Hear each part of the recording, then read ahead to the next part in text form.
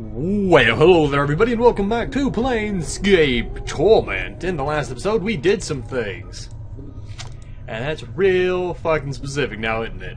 That's kind of the point. Anyway, let's get moving on. We'll go see what we've got going on over here. I think I'm actually doing the attack thing. Let's not be into that. I don't want to start killing people now.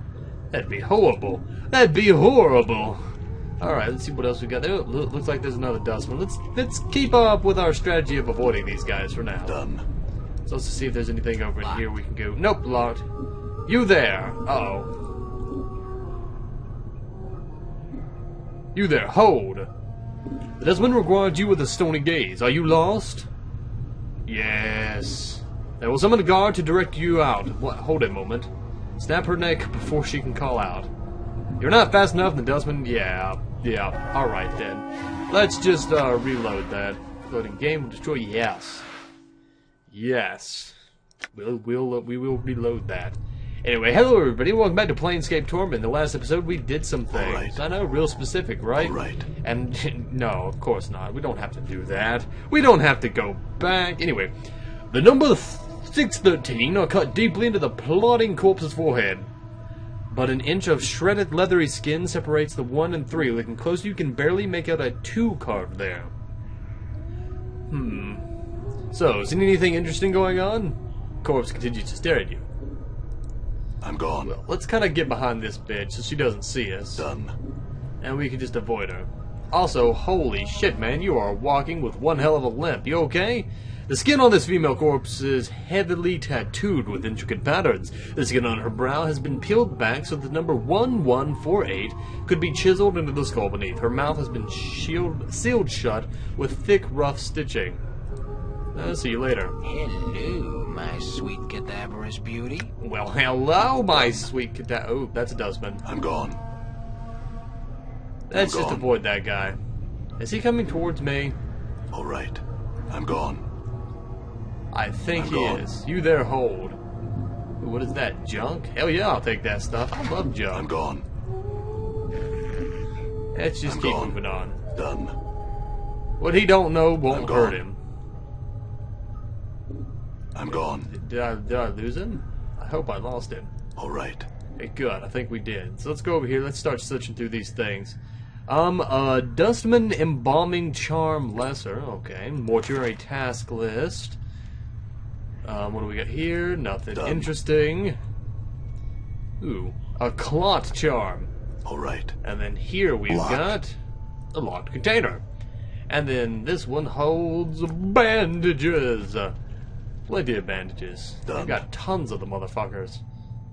Alright, so it looks like that might be the exit. Now let's actually go to our inventory real quick. What does the Clot Charm do?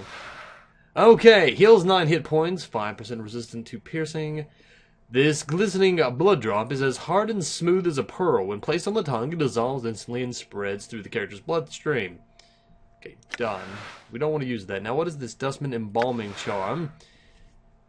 Invokes Embalming Minor, usable only on Nameless One and more. This strange metal bracelet has, yeah, but what does it do? Okay, when this is done, the minor enchantment held with the item spreads through, okay, killing traces of corpse rot and or grave mold and helping to seal minor tears in the skin.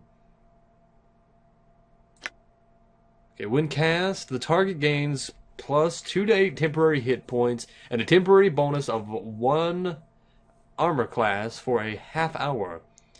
The extra hit points will heal the target if he has less than max hit points, or they will give him bonus hit points for a half hour. Okay then, let's leave that right there and not mess with that too much. And then we got junk, collection of junk, small springs, a broken bolt, and a cracked gear or two. It looks like some filthy pieces might be useful someday. Seem pretty useless. All right, well let's go over here. I don't think we can go anywhere near this, right? The air roaring from the mouth of that immense furnace is incredibly hot. Walking even a few steps past the archway would certainly cause your hair and All right. other stuff to burst into flames. Well, let's test that out. We'll save right here. Fire. We'll just call it fire. I'm not very creative. I'm sorry. All right. You're not watching me for me to be creative. Oh. I was expecting more exploding in fire, but I am Not really that sad, actually. That's actually pretty par for course. I wasn't actually expecting us to burst into flames. Oh, hello there, my friend. Skeleton worker. Also, he is red. Why is he red? This skeleton has either seen a great deal of combat or has fallen down one too many staircases. Both its arms and legs have been broken and rebuilt with the aid of leather straps and thin iron rods. The front of its skull bears the number 863, but the back of the skull has caved in, forming an empty cavity. You notice someone has taken advantage of this and tucked a rolled up piece of parchment inside the skull. Takes the parchment out. You slip the parchment out of the worker's skull. Oddly enough, it looks as if the skull cavity is intended to store messages. A tiny string is attached to the parchment from a hook bolted inside the skull as if to keep the parchment from accidentally falling out. Now let's take it then. You unhook the string and glance at the parchment. It looks like a reminder of one of the mortuary custodians. Judging from the note, the skeleton seems to be a walking messenger of sorts. As you take a second glance at the skeleton, you realize it has stomped in front of a slab because it can't figure out how to move past it.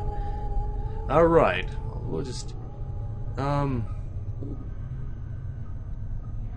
and pry out the skeleton's joint bolts. Whoa, Chief, that's vandalism! Those bolts are probably the only thing holding that bag of bones together. Necromancy only goes so far with these old fellas, you know? Oh, I didn't want to cause any permanent damage. Oh, that ain't a big problem. More does a strange bobbing motion that you'd think might be a shrug. Just wasn't sure if you knew that or not. By all means, go ahead. Oh, fuck it, we'll take them. Using your pry bar, you rip the bolts out from the skeleton joint. The skeleton collapses and some of the bones are still twitching. I'm gone. Cool. Let's go see what it's got in it. Ah, wooden club. We will sell that later, because I'm kind of a whore with stuff like that. Okay, and what do you got? The number 1146 is carved in the forehead of this walking corpse. Its lips are sewn together with corpse black thread. The entire body is covered in horrible scars, worse even than your own, as if its former owner had been burned to death. Its nose, ears, and several digits are missing, presumably charred away in some long-ago conflagration. As you block its path to get its attention, it stops and gazes at you with its vacant eyes. Anything interesting going on? Well, let's leave. You there, hold! Can we go out this? Gone. Is this a door? Done. No, that is not a door. Done. Why are none of these doors? They look like you can go fucking through them, but you can't. Right. Let's go over here. Right. Just avoid that guy for as long as we can. And we'll avoid this person. Seems like these guys are only just here to get us in trouble. Can we also go further up the stairs? I'm gone. Like, I'm not 100% sure on where we're supposed to be going. Done. All right. I'll just avoid this bitch right here. Done. I'm Basic gone. puzzles, you know, avoiding bitches. Alright, there's some more junk. We'll take that. I don't know what we can do in here, actually, now that I'm back in it. Hold on, where do we need to go? Or do we just need to kill all the dust? I think we need to go over there, but we're going to need a key or something from the Dustmen, right? That's my best guess. Okay, so... Alright. Let us save one more time. Save. Why can't I save? Okay, return to game. I'm gone. I'll just talk to this Dustman man over here, see what he's got going on with him. How you doing, my friend? The Dustman regards you with a stony gaze. No, I'm not lost. I had some questions. If you're not lost, what is your business here? I'm here to see someone. Who are you here to see? It's none of your concern. I'm here to see Dawn. He still works here, or... Here to see Dahl. Dahl is most likely in the receiving room on the second floor. He's quite busy and not in the best of health. Unless you are pressing your business, I would not disturb him. Very well, thanks for the information. Dustman nods and returns to his duties. What are you still doing? Can I... steal from him? I could choose the weapon I want to beat him up with. Let's use the scalpel.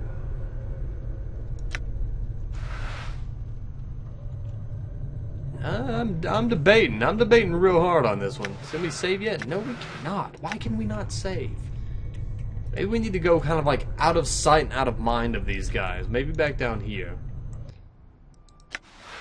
Still can't save. That's really odd. It's really peculiar. Well, at least we know how to get out of the dialogue with those guys now. We just tell them we're here to see Dahl. I'm gone.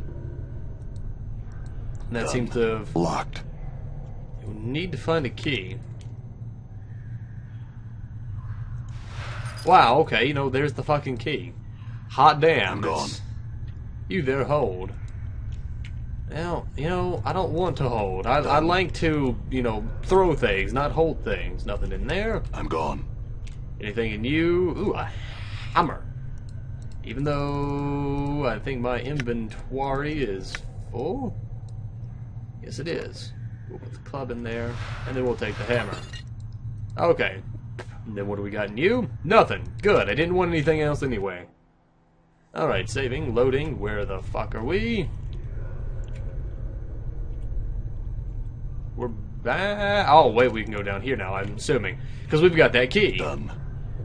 Yeah, there's no more. It's locked. Aha! And it was all an elaborate ruse puzzle thing. And it worked. Or it would have if it wasn't for those dastardly kids. Cleaning rag. I don't know if I want that. Don't even know the point of it.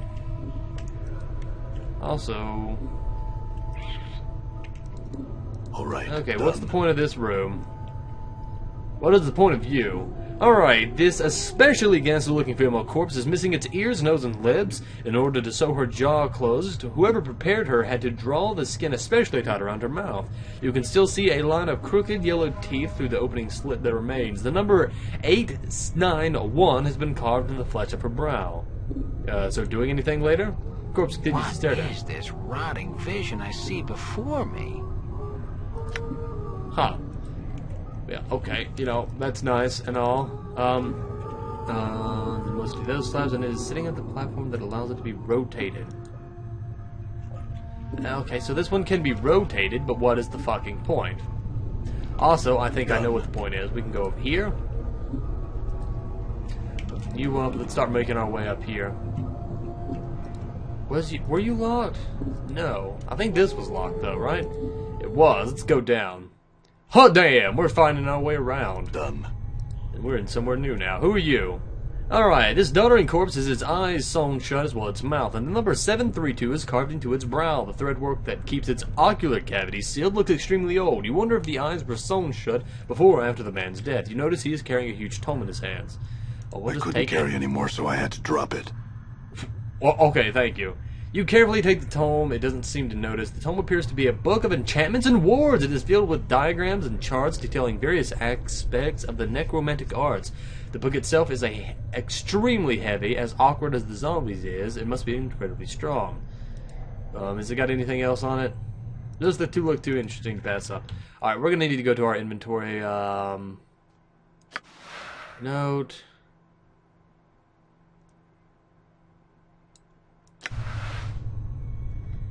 Pretty sure we already did this, right? I do have the triangle earring somewhere. Thought I did. Where did it go? I'm gonna have to do that puzzle again. 1 second. Okay, I got the triangle earring. I guess when I had to restart or something in one of those previous episodes, previous being the last one before this, I guess I did something wrong and I didn't do that. Anyway, we got that now. Fine for me. See, what do we got? Good as done. So T can't actually pick it up, it seems. Alright.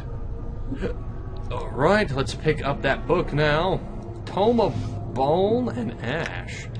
I like that. I like that idea a lot. This worn leather-bound tome of particular interest is the section regarding guardians. Apparently, the Dustmen animate corpses of fallen giants to serve as guardians for the Mortuary.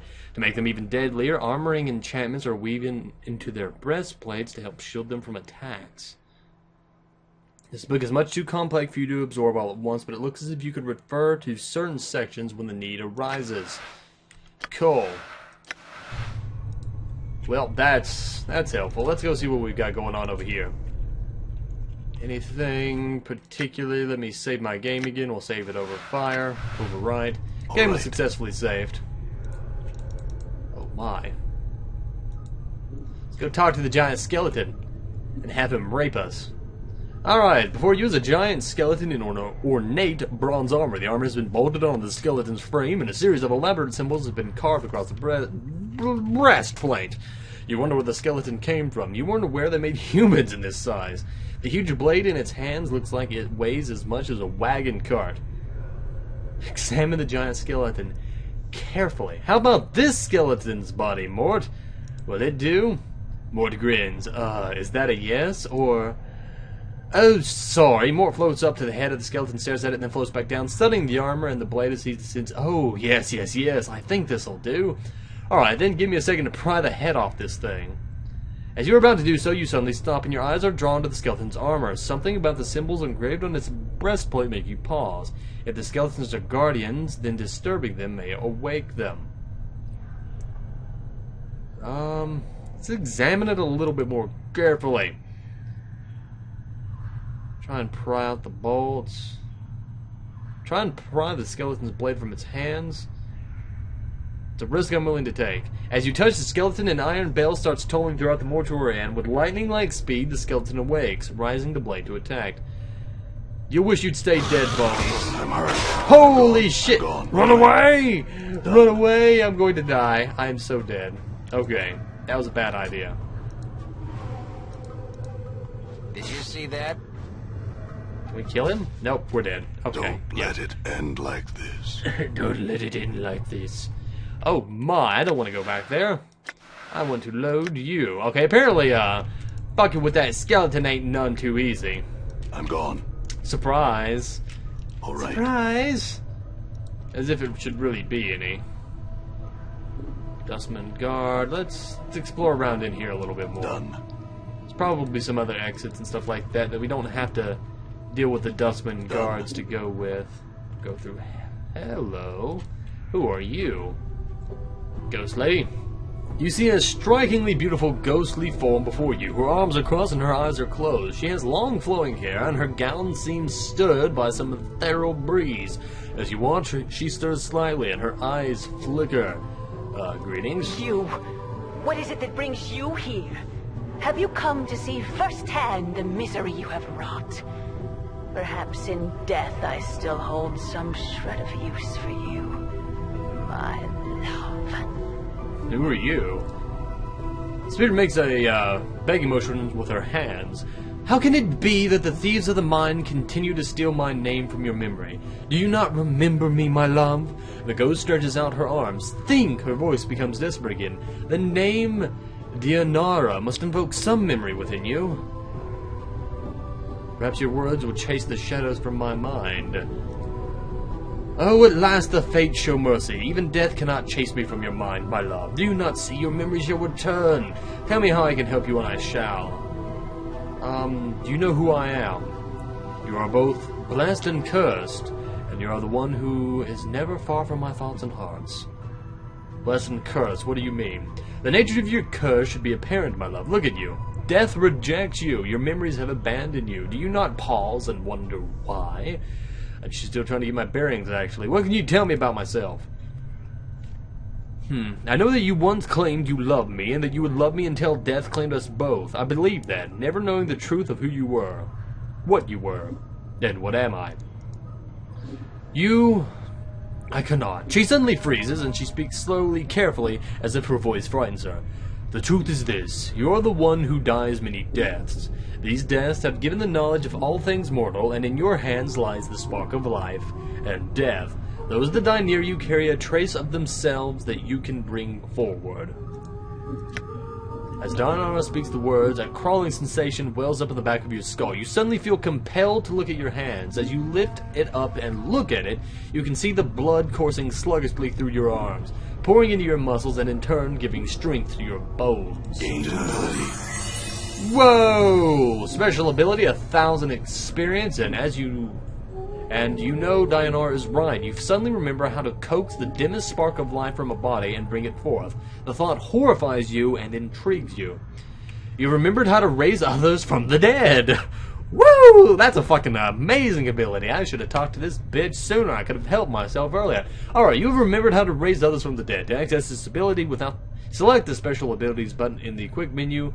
You can only use this on party members that have died in your presence. It will not work on anybody who does not travel with you. And it will not work on party members you remove from the party while they are dead. I had some other questions. Updated my journal. Okay. So... we got magic hands now. I think that's about where I'm going to leave it off for today. I hope everybody enjoyed this episode of Planescape Torment, and I will see you guys next time.